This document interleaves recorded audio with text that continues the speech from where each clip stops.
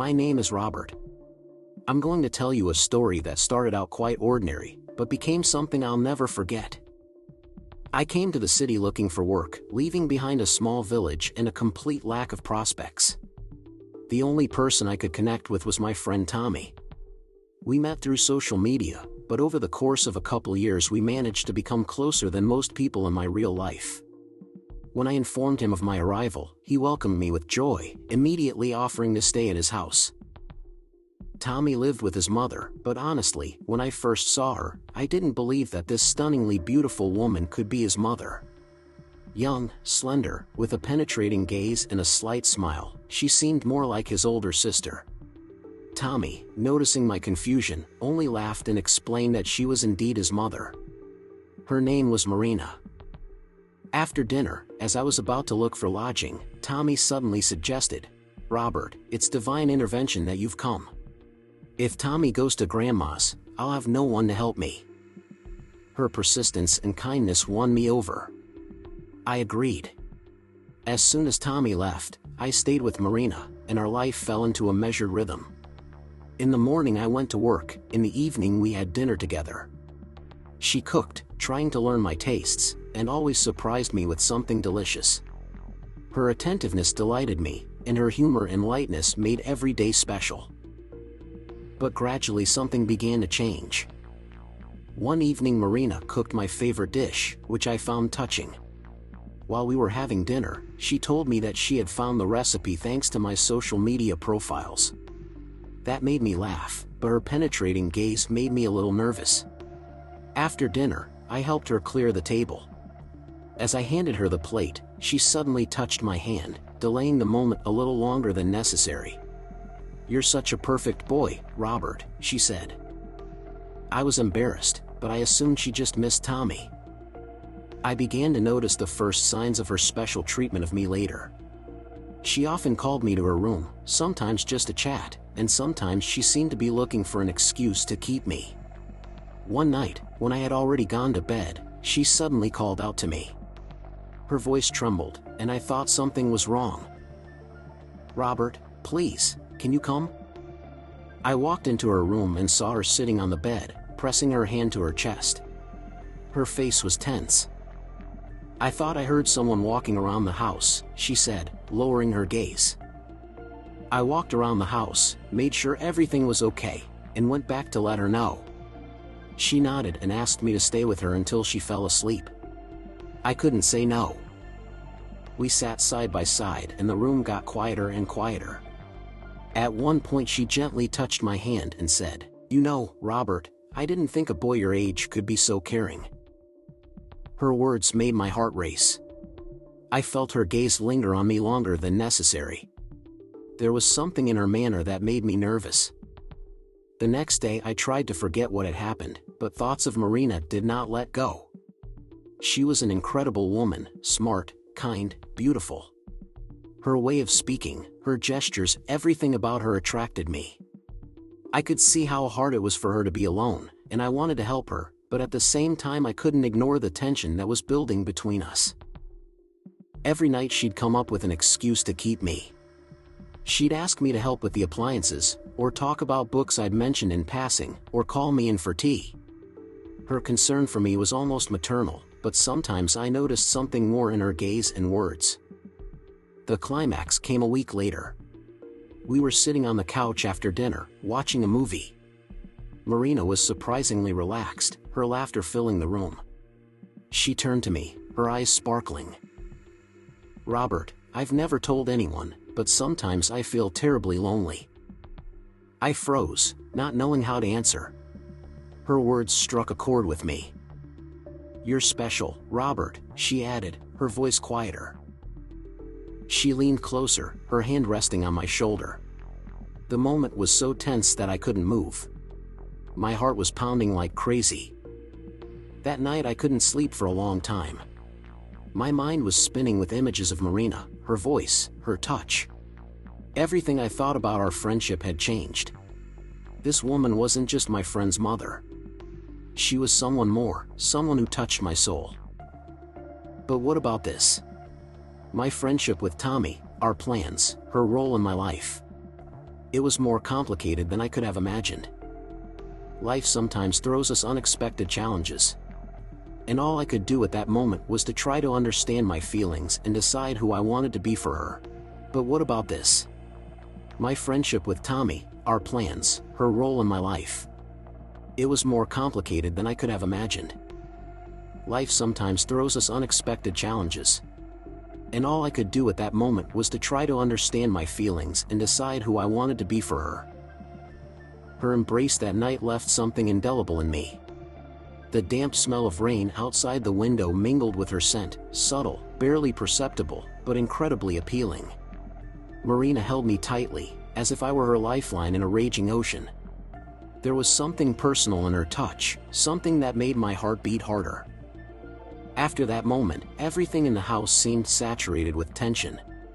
I couldn't concentrate on simple things. The tea in my cup was getting cold, and the pages of the book I was trying to read remained unflipped. Marina walked around the house as if nothing had happened, but every step she took, every movement took on a strange significance in my eyes. She stood at the window, watching the raindrops dripping down the glass. The light from the kitchen illuminated her face, and I could see the lightning reflecting on it. It seemed to me that a storm was raging inside her, the same storm that was raging outside the house. The next morning I woke up earlier than usual. Marina was already practicing yoga in the garden. Her movements were smooth, graceful, and once again I couldn't take my eyes off her. There was a kind of magic in it, as if she was not just doing exercises, but communicating with something invisible. The day stretched on slowly. My whole mind was filled with images, emotions, and memories of the last few days. I caught myself thinking that I was waiting for her every appearance, every casual touch. When I went into my room that evening, there was a note on the table. Her neat handwriting was easily recognizable. "Thank you for being there for me." The words were simple, but there was a hidden power in them that pushed my anxiety to the brink. It was even harder when I was home alone again. The wind raged outside the windows, and shadows from tree branches fluttered across the walls. In the silence, I heard her footsteps. She entered the room without saying a word. Her face was serious, but her eyes shone with something incomprehensible. Marina sat down next to me, too close for it to seem casual. I felt the air between us grow thicker, heavier. Her hand touched mine, and at that moment everything stopped. There was something more than a gesture in that touch. I didn't need words to understand how she felt. It was so obvious, so close, it was like I could see her soul. The look she threw at me said everything that words couldn't. The day passed like a blur. I tried not to look at her, to avoid her presence, but it was no use. Her image haunted me everywhere. She became my breathing, my heartbeat, every thought that gripped my consciousness. When I accidentally bumped into her in the hallway that evening, something inside me trembled. We froze for a moment, looking at each other. Her smile was faint but warm. She didn't say a word, but her gaze spoke more than could be expressed. These moments were building up, becoming an overwhelming tension. I felt the world around me change. It seemed that all the familiar boundaries were beginning to blur. At night I heard the sound of her footsteps again. She came to the door of my room, but did not enter. I felt her presence behind the door. It was like a silent call that I could not resist. I opened the door and met her gaze. Her face was calm, but there was something irresistible glowing in her eyes. She stood so close that I could feel her warmth. Marina took a step forward, and at that moment the whole world around us seemed to freeze. Everything that was before seemed distant and unimportant. There was only this moment, filled with anxiety, expectation, and something that could not be called words. The morning after, she looked again as if nothing had happened. Her smile was soft and her voice was as confident as before. But inside me, everything had changed. The questions I was afraid to ask were accumulating in my head, threatening to burst out.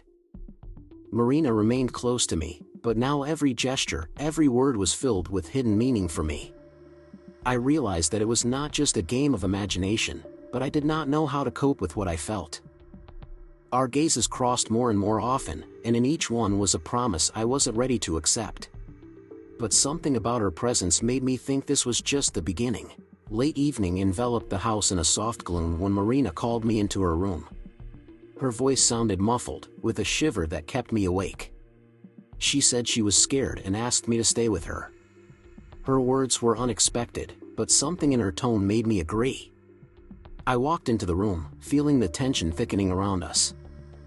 Marina was sitting on the bed in a thin silk robe, the light from the table lamp softly touching her skin, emphasizing the smooth lines of her face. Her hair was impeccably styled, as if she had just come out of a salon. The gaze of her brown eyes, deep and thoughtful, rested on me. I felt her presence fill the entire space.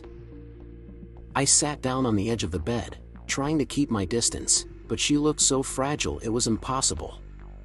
I could feel her looking at me, as if she was trying to say something that couldn't be put into words. I tried to distract myself, but every creak of the floorboards, every rustle outside the window echoed inside me. The room was stuffy, and the air felt like it was tingling with tension. Marina reached toward me, gently touching my face. Her fingers were soft, but there was an insistence in their movement. She ran her fingers slowly down my cheek, her touch making my heart skip a beat. "Robert," she began softly, her voice trembling, but not from fear, but from the emotions she could no longer hide. "I can't keep silent any longer. You are too important to me." Her words caught me off guard. I tried to pull away, but she took my face in her palms, forcing me to look directly into her eyes. Her confession sounded sincere, but every sound of it rattled inside me, causing a storm of contradiction. I thought of my friend, her son, the man to whom I owed so much. Thinking about it was becoming unbearable, but Marina was so close, her breath touching my skin. "You don't understand," I muttered, struggling to find the words. "It's not right. He trusts me." "He's an adult, Robert," she objected. Her voice was insistent, but it was also painful.